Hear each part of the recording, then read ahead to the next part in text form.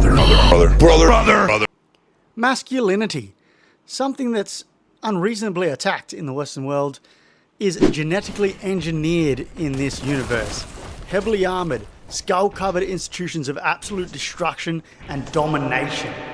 Warhammer 40k doesn't just dabble in the realm of masculinity, it takes the concepts, ingests it with a fucking copious amount of androgynous substances, takes too much fucking caffeine and Marlboro Reds, and full sends it. This universe, where strength and violence and dominance, not petty dominance, we are talking full-blown Undertaker at WrestleMania dominance, excluding one fight. Back in my day, before skill-based matchmaking, we used to utterly dominate Call of Duty lobbies. Wouldn't get touched. Chopper gunners, AC-130s everywhere. Nothing speaks masculinity like the utter ease of destruction. And Space Marines have that in abundance. And these aren't just admired in this universe. This is required to survive. Alright, before we get into it, since my audience is so diverse, this isn't Warhammer shit, this is just a bit of fun. Have fun with it, stop taking yourself so seriously. Let's all just enjoy things. It's fun, it's satire. Back to it. Space Marines. These aren't your average gym bros. Oh no, buddy, these guys can read. Kinda. These are 7 or 8 foot tall slabs of genetically engineered muscle wrapped in armor so thick it makes tanks look like bitches. They're not born, they're created. Well, I guess they were born once. And how are they created? They're by taking little boys, literally, little boys taken in the back of vans, and pumping them full of trenbolone implants, enhancements, until they transform into walking monuments of masculinity. They have 19 extra organs. 9 fucking teen. Who would have thought this was necessary? Let's just run through a few. The Biscopia, the muscle amplifier. It's just getting the jab, you know. The Osmodula, bone growth enhancer, turning their skeletons into reinforced steel beams. If that's not the peak of masculinity, then what is? And the Laraman's organ, heals wounds in minutes. Band-aids, stitches, that's for mortals. Space Marines just grow new skin. Being mortal is for bitches. They don't just breathe air like the rest of us pathetic peasants. They can breathe poison gas because they feel like it. Why not? Weapons of mass overkill. Now you think that normal guns are masculine, right? Think again. Space Marines wield bolters, which don't just shoot bullets, they shoot rocket-propelled grenades. And these aren't just grenades, they're tipped with explosives that detonate inside their enemies. It's not enough to kill someone, they have to obliterate them into unrecognizable dust. Why aim for efficiency when you can aim for maximum carnage? And then there's the almighty chain sword. Imagine a sword, but now imagine it's a chain sword. Because swords are just a little bit flaccid at times. Someone isn't masculine enough if they're carrying a flaccid sword. No, you need to rip, tear, and mutilate them into a shower of sparks. Spraying blood everywhere. This is what the Emperor envisioned. This is what the Crusaders thought that 2025 would excel to. No, they've worked it out in the 41st millennium. Unfortunately, it just took us that long to get to. And if that's not good enough, consider the Hammer Thunder. It's a hammer the size of a fucking Daihatsu midget, strapped onto a pole designed to crush tanks and demons. Subtle? No. Effective? Absolutely. The culture of violence and glory. In the Imperium of Man, violence isn't just a means to an end, it's the lifestyle, it's the norm, it's going to the grocery store. Space Marines don't just fight.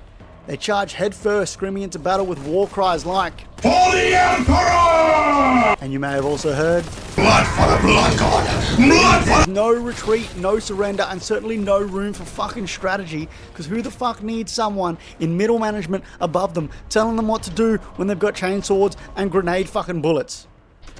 Anything else is absolute annihilation. Death in battle is the ultimate honor. Sigma male turned up to 1,000. If you're not dying gloriously while decapitating a demon with a chainsword, are you even living? Their culture revolves around proving their worth through combat.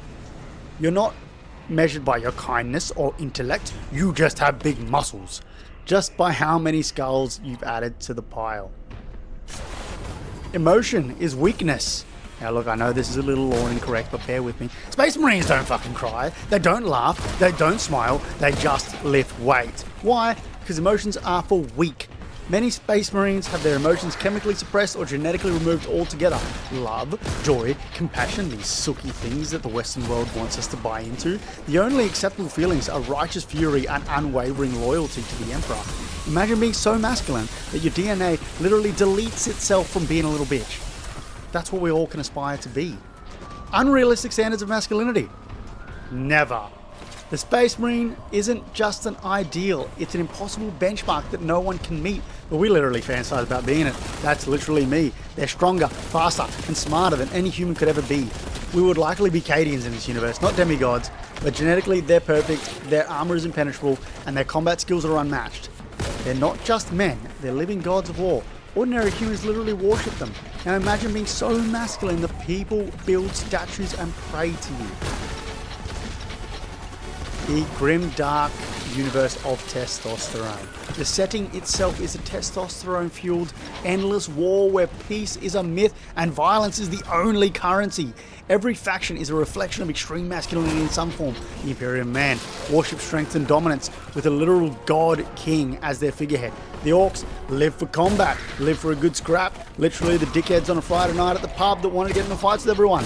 Even the Chaos Marine takes masculinity to absurd levels by giving their souls for more power and more carnage. Literally fucking sell their souls for bigger muscles. What is more masculine? And women! Yeah, no, let's not go there. Let's leave this out. It's not worth it. Absurdism is taken seriously in this universe. What makes Warhammer's masculinity so ridiculous is how serious it takes itself.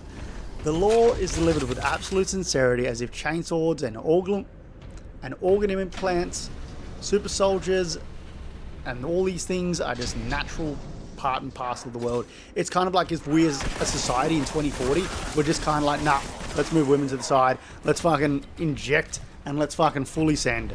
That's where we're at. It's a universe where bigger is always better, where violence is always the answer, and subtlety is for the weak. What more could you want? At its core, Warhammer 40k isn't just a celebration of masculinity, it's a parody of it. The sheer excess of lore turns every masculine trope up to 11 and then some. It's so over the top that it becomes Satire itself. They're caricatures of what would happen if we took the Tate brothers and let them go. So if you've ever wanted to immerse yourself in a universe where masculinity isn't just celebrated, but worshipped as religious dogma, Warhammer universe is the perfect universe for you. And that, my friends, is where we're going to leave it today. This is obviously Satire.